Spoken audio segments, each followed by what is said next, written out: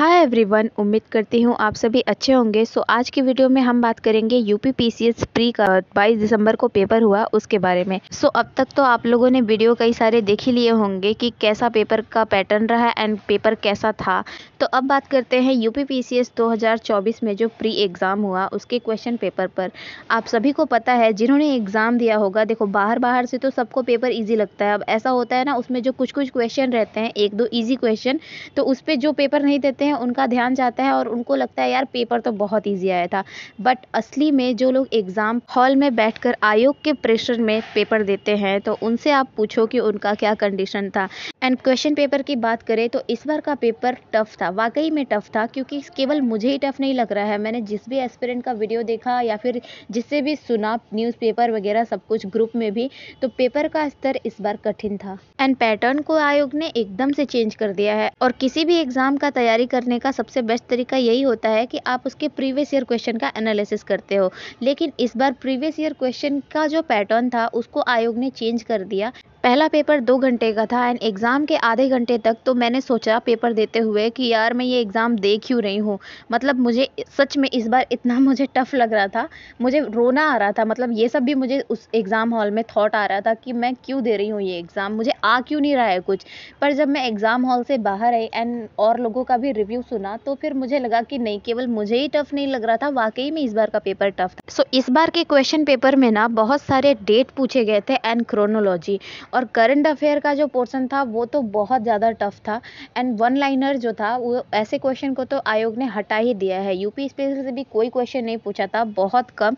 बस साइंस का पोर्शन थोड़ा इजी था एंड पॉलिटी। एग्जाम हॉल में 2 घंटे कब रेत की तरफ फिसल गए पता भी नहीं लगा। इतना ज़्यादा लेंदी पेपर था कि मैं क्या ही बताऊँ आपको। बट गाइज, इससे आपको निराश नहीं होना है। शुरुआत में आप थोड़े दिन निराश हो लो कि यार पेपर अच्छा नहीं हुआ या जो भी था व्हाटएवर, बट आपको फिर से खड़े होना है और अगले एग्जाम के लिए लग जाना है। क्योंकि देखो, अब तो आपको ये भी पैटर्न पता लग गया ना कि आयोग इस तरीके से भी क्वेश्चन पूछ सकता है। तो अब इस पैटर्न को लेकर के ध्यान में रख करके ही आगे का प्रिपरेशन करना है। एंड एक बात ध्यान देने वाली ये भी है कि केवल पेपर आपके लिए ही कठिन नहीं था, सबके लिए कठिन था। ये आयोग द्वारा पूछा गया ये पैटर्न सबके लिए ही न्यू था, तो इसके बारे में ज्यादा स्ट्रेस नहीं लेना है। एंड सेकेंड पेपर की बात करें तो मुझे सेकेंड पेपर थोड़ा ईजी लगा फर्स्ट पेपर की तुलना में। मैंने 100 क्वेश्चन था और मेरा था कि मुझे 50 प्लस क्वेश्चन करने हैं, तो मैंने 50 प्लस किए, आराम से किए, कुछ उसमें मुझे ज़्यादा मेहनत नहीं करना पड़ा।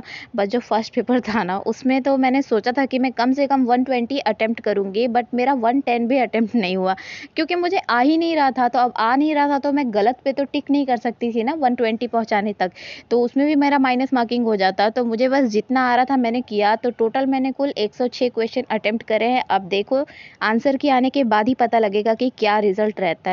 एंड आप लोगों में से भी जिन्होंने पेपर दिया है तो आप भी ज़्यादा स्ट्रेस मत लो। अगर आपका आरओ का पेपर है तो उसके लिए अभी से लग जाओ एंड इस बार के पैटर्न को ध्यान में रखते हुए आरओ का प्रिपरेशन करना है। होप मत खोइए गाइस, क्योंकि लाइफ में ज़रूरी नहीं है कि आप इसी फील्ड में ही सक्सेस पाओ। बहुत लोग हैं जिन्होंने बहुत साल पढ़ाई करने के बाद भी अपना अलग फील्ड चुना है।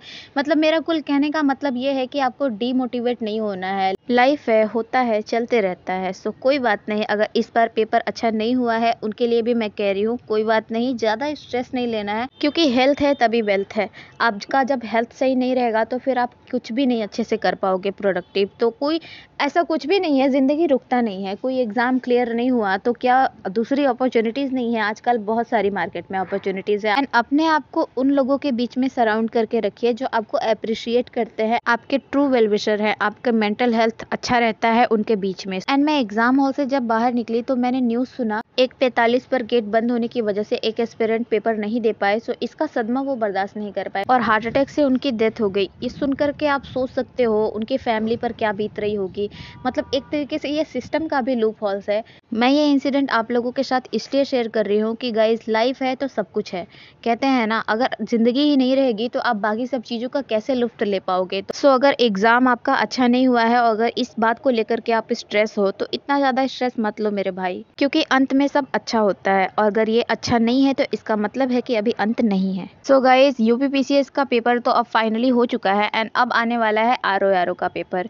सो इसके लिए इसी पैटर्न पर ही प्रिपरेशन करना है, इस पैटर्न को भी ध्यान में लेकर के चलना है। एंड जिन्होंने भी आरओ का फॉर्म भरा है तो आप अभी से अपने कमर कस लो, रेस्ट लेने का कोई ज़रूरत नहीं है भाई, न्यू ईयर बाद में मना लेना, लेकिन डेली का 5 से 6 घंटा एटलीस्ट आप दो। अब देखो न्यूज़पेपर के हिसाब से तो मार्च के एंड में पेपर होने की संभावना है, तो अभी से लेकर के हमारे पास 3 महीने का समय है एंड 3 महीने में भी अपनी तैयारी को और धार दिया जा सकता है। अपना बेस्ट दीजिए और अच्छे से पढ़ाई कीजिए एंड आरओ के लिए फुल फोकस्ड हो जाइए। सो मिलते हैं आपसे नेक्स्ट वीडियो में। भगवान करे आपका दिन शुभ, टेक केयर एंड टाटा। और हाँ, आरओ के लिए इस पर स्ट्रेटजी आते रहेंगे आगे, हम आरओ एग्जाम के बारे में ही फोकस रहेंगे। सो उससे रिलेटेड वीडियोस मैं लाती रहूंगी, तो चैनल को आप लोगों ने सब्सक्राइब नहीं किया है तो जरूर से कर लेना एंड कोई भी क्वेरीज होगा तो आप मुझे कमेंट सेक्शन में लिख करके बताना, मैं रिप्लाई जरूर करूंगी। तो मिलते हैं आपसे नेक्स्ट वीडियो में। टिल देन हंसते रहिए, मुस्कुराते रहिए एंड सबसे इंपॉर्टेंट बात, स्ट्रेस फ्री रहिए।